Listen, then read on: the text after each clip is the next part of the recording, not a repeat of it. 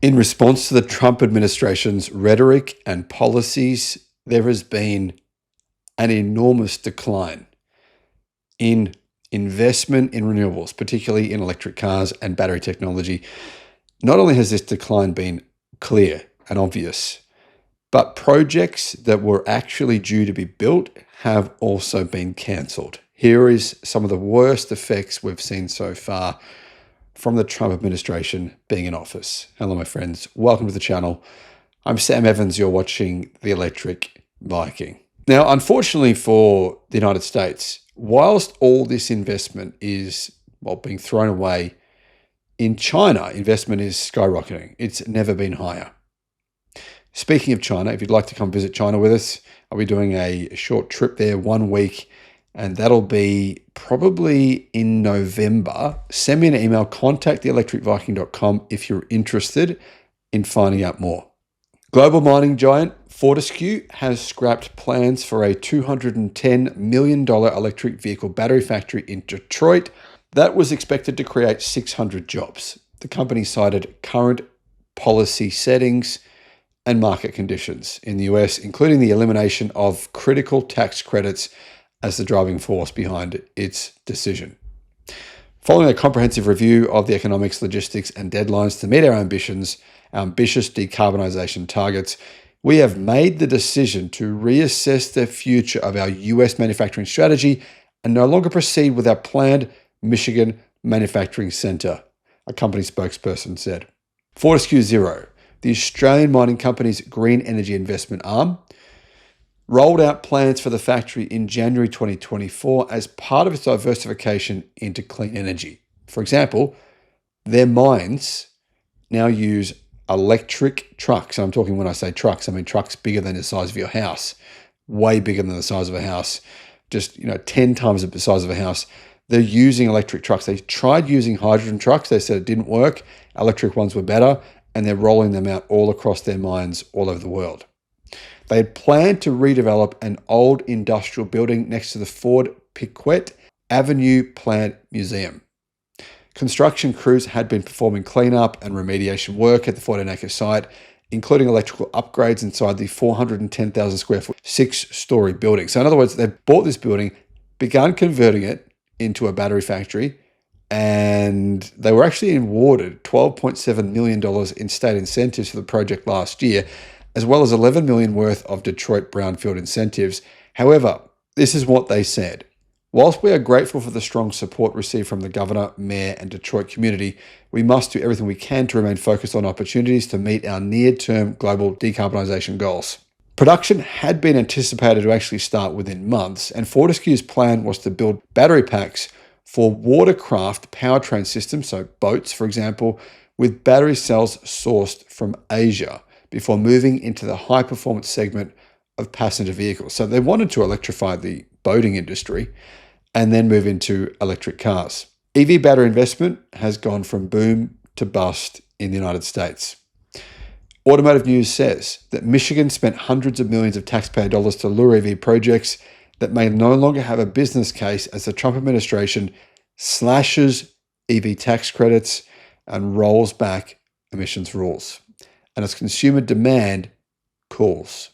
Ford Motor Company's EV battery plant in Michigan, in Marshall, was scaled down enormously in size and jobs promised, and it's among the few survivors in a wave of advanced manufacturing investment promises Michigan landed during EV fever a few years ago. Some of these include General Motors switched its Orion assembly plant from EVs to gasoline-powered pickup trucks and SUVs, and pulled out of an LG Energy joint venture battery plant near Lansing. Our Next Energy is treading water without a clear path to deliver the $1.6 billion battery factory and 2,100 jobs in Van Buren Township promised in 2022. Goshon Tech, that's actually one of the largest battery companies in the world, which they're primarily based in China. They are part owned, in fact, nearly 50%, I believe, by the Volkswagen Group. They had planned a $2.6 billion battery plant near Big Rapids, and that factory has been sued out of existence. Basically, they're saying they're the enemy, they're Chinese. Custom Cells plan for a $100 million plant and 250 jobs in Warren is dead. Now, I should get back just for a second to Goshen, their battery factory. They build some extremely advanced lithium iron phosphate batteries, and their plan was to manufacture huge, and I mean enormous amounts. You can imagine how many batteries you could produce with a $2.6 billion battery plant. Their plan was to roll them out and basically enable American car manufacturers, Ford, Tesla, General Motors, everyone, to be able to source affordable lithium iron phosphate batteries within the United States. The $400 million Nell hydrogen factory in Plymouth Township was mothballed. Now, for good reason. I don't think that was smart to begin with. Borg Warner shut down its EV battery operation in Michigan and laid off 188 workers. Plastic Omnium walked away from a $171 million project in Grand Blanc. General Motors is mulling whether to pull the plug on its hydrogen plant in Detroit. The latest and largest scrap project in Michigan was SanDisk's $63 billion semiconductor complex and 10,000 jobs near Flint. The Trump administration has been surprisingly silent on that one.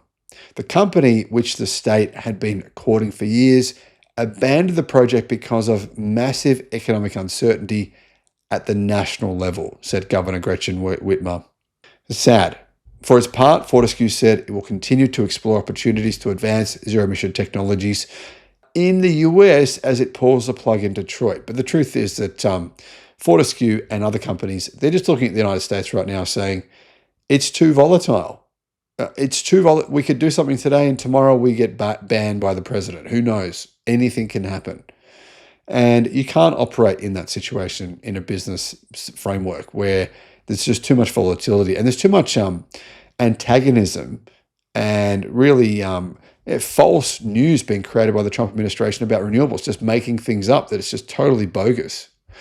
Current policy settings and market conditions in the United States, including recent changes to critical tax credits, have created massive uncertainty around the viability of long-term investment in advanced manufacturing, the company said.